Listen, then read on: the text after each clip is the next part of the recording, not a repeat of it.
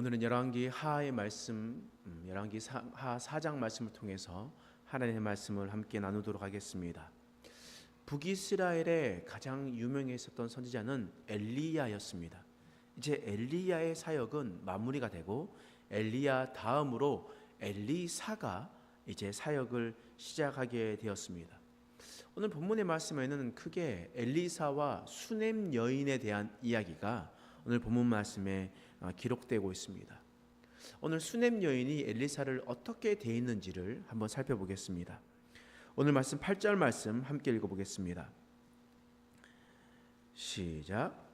하루는 엘리사가 수넴에 이르렀더니 거기에 한 귀한 여인이 그를 강권하여 음식을 먹게 하였으므로 엘리사가 그곳을 지날 때마다 음식을 먹으러 그리로 들어갔더라. 오늘 여기에 나오는 수넴 여인을 어떻게 얘기하냐면 귀한 여인이다 라고 이야기합니다. 이 귀한 여인이란 어떤 의미냐면 이 원어적으로 보니까 고귀하다 할 때 귀한을 사용하고 뿐만 아니라 이 원어에서는 나이가 많다라는 것 또한 포함되어 있습니다. 그래서 이 귀한 여인은 어떤 사람이었냐면 고귀할 뿐만 아니라 나이가 많은 여인이었습니다.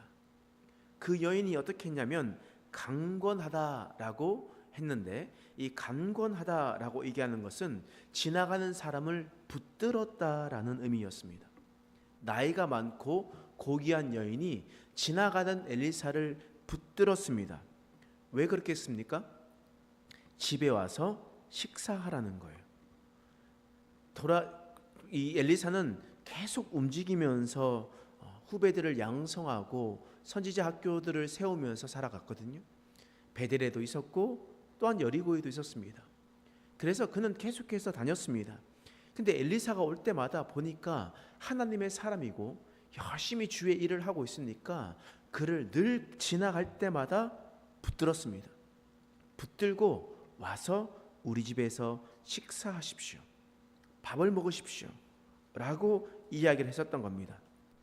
그런데 이 수넴 여인이 계속 식사를 했었던 것뿐만 아니라 이제 남편에게 무엇을 상의하냐면 오늘 말씀 4장 10절 말씀에 이렇게 기록되어 있습니다. 자, 10절 말씀 함께 읽겠습니다. 청하건대 우리가 그를 위하여 작은 방을 담 위에 만들고 침상과 책상과 의자와 촛대를 두사이다. 그가 우리에게 이르면 거기에 머물리이다 하였더라. 이 고귀한 여인, 귀하고 나이 많았었던 그 여인이 엘리사가 지나갈 때마다 강권해서 우리 집에서 식사하고 사역을 나가십시오. 이렇게 이야기했는데 근데 이 여인이 남편과 상의하더니 이제 그가 하룻밤 우리 집에서 머물러 갈 수 있도록 작은 방도 만들어주고 침상, 책상, 의자와 촛대를 만들어 두어서 언제든지 주님의 사자가 쉬어갈 수 있도록 준비해 줍시다 라고 그렇게 이야기를 했던 겁니다. 그러니까 이 수넴 여인은 하나님의 사람을 섬기기 위해서 최선을 다했습니다. 그리고 그것을 통해서 무엇이 필요한지를 세심하게 생각해서 세심한 배려를 하였습니다. 그래서 엘리사가 너무 고마우니까 이렇게 얘기하는 거예요. 자, 13절 말씀 읽어보겠습니다. 시작. 엘리사가 자기 사환에게 이르되 너는 그에게 이르라. 내가 이같이 우리를 위하여 세심한 배려를 하는도다. 내가 너를 위하여 무엇을 하랴? 왕에게나 사령관에게나 무슨 구할 것이 있느냐 하니 여인이 이르되 나는 내 백성 중에 거주하나이다 하니라. 엘리사가 이 수넴 여인이 자신을 섬기는 것이 너무나 귀하게 여겼습니다. 자신이 지나갈 때마다 자신 선지자 엘리사와 그의 사관 게하시와 함께 그 방에 머물 수 있도록 도와주었기 때문입니다. 그래서 엘리사가 너무 고마운 마음에 내가 너에게 어떤 것을 도와주겠느냐? 왕에게 혹시 이야기할 것이 있느냐? 높은 사관에게 뭔가를 이야기할 것이 있느냐? 그러면 내가 다 말해주겠다. 원하는 것을 말해라. 라고 이야기했습니다. 그때 수냄 여인이 뭐라고 했습니까? 내 백성 중에 거한다. 이 말은 뭐냐면 저는 바라는 것이 없습니다. 저는 어떤 것도 바라는 것이 없습니다. 라는 표현이에요. 그러니까 수냄 여인이 하나님의 사람 엘리사와 그의 사원 이 게하시를 도와주고 그 필요를 채워줬었던 것은 이 수냄 여인이 무언가 필요해서 그들에게 무언가를 요구해서 했었던 일이 아니었습니다. 이와 같이 섬기는 일은 수냄 여인과 같은 마음으로 해야 됩니다. 섬기는 일은 나의 필요를 위해서 하는 것이 아니에요. 그 사람의 뭔가에 도움을 받기 위해서 그 사람을 도와주는 것이 아닙니다. 수냄 여인은 아무런 조건 없이 엘리사와 그의 사원 게하시를 섬겼습니다. 바로 섬기면 바로 이렇게 해야 되는 겁니다. 근데 우리는 어떻습니까? 우리는요, 누군가를 밥을 사줄 때 뭔가 필요함이 있기 때문에 밥을 사줍니다. 누군가 도와줄 때 내가 이 사람을 도와주면 이 사람이 나중에 나에게 무언가를 해주겠지라고 생각하면서 도와줍니다. 그런데요, 하나님은 그것이 아닙니다. 하나님의 봉사와 하나님의 섬기는 일은 그렇게 하는 것이 아니라는 겁니다. 왜 그러냐면 하나님의 비밀은 이렇게 되는 거예요. 열왕기하 4장 14절 말씀, 자 함께 읽겠습니다. 시작. 엘리사가 이르되 그러면 그를 위하여 무엇을 하여야 할까 하니 게하시가 대답하되 참으로 이 여인은 아들이 없고 그 남편은 늙었나이다 하니. 자, 엘리사와 게하시가 우리를 이렇게 도와주고 섬기는데 어떻게 해줄까? 그 사람은 필요한 것이 아무것도 없다고 하더라. 무엇을 도와줄 수 있을까? 고민하다가 게하시가 말하는 겁니다. 이 여인이 있는데 이 부부가 늙었고 있습니다. 그런데 이들에게는 아이가 없습니다. 아들이 없습니다.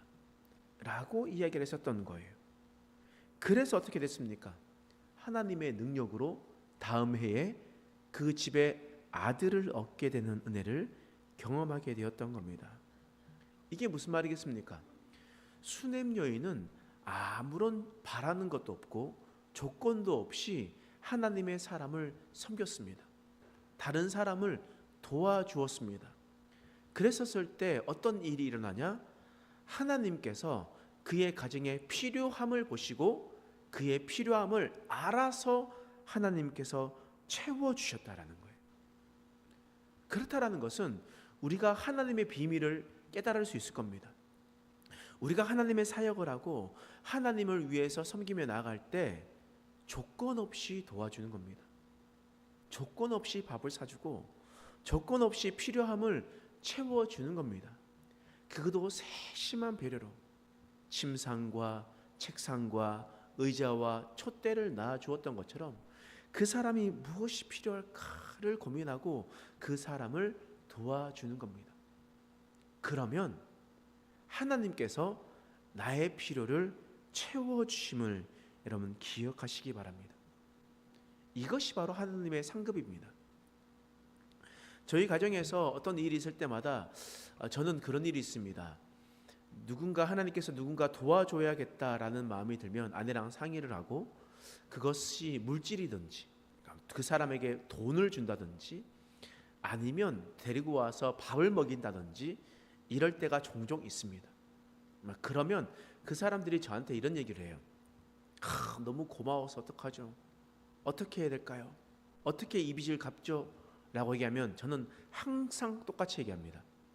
나에게 갚지 말고 다른 사람에게 갚으라 라고 이야기합니다. 그러면 내가 섬긴 것은 누가 갚아주십니까? 하나님께서 갚아주시거든요.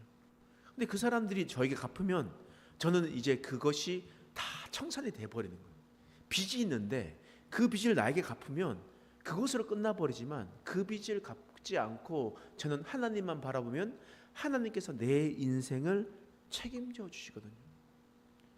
여러분, 사람이 참 계산적이어야 됩니다. 왜냐하면 하나님께서 나에게 갚아주시는 것은요 훨씬 더 크거든요. 나는 조금밖에 다른 사람에게 투자하지 않았는데 하나님은 저에게 더 많은 것을 주시거든요. 그러면 사람을 바라보겠습니까? 하나님을 바라보겠습니까? 조금만 계산을 할 줄 안다면 우리는 하나님을 바라볼 수 있을 겁니다.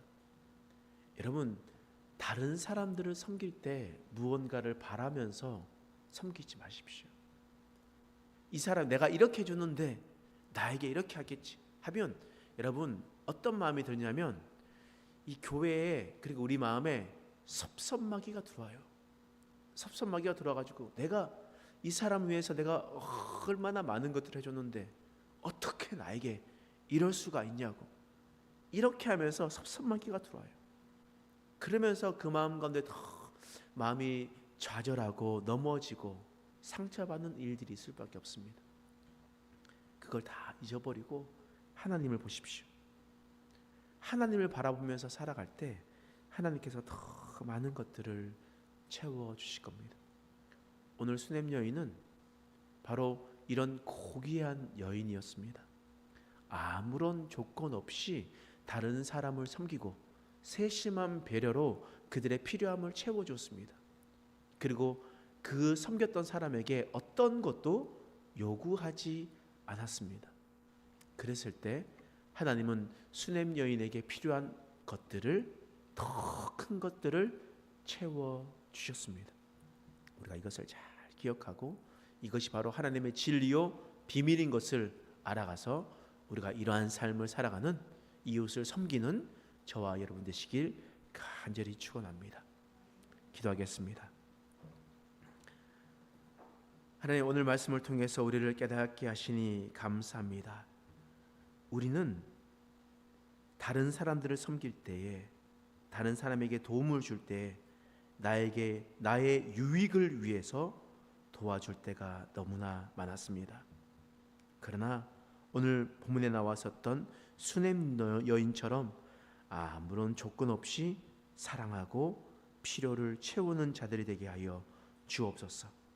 그랬었을 때 하늘 상급이 우리에게 주어짐을 기억하고 사람에게 손을 벌리는 것이 아니라 하나님을 의지하며 하나님께서 내 인생 가운데 필요함을 채워주신 것들을 믿으며 살아가는 우리의 인생 되게 하여 주시옵소서. 감사드리며 예수님의 이름으로 간절히 기도드립니다.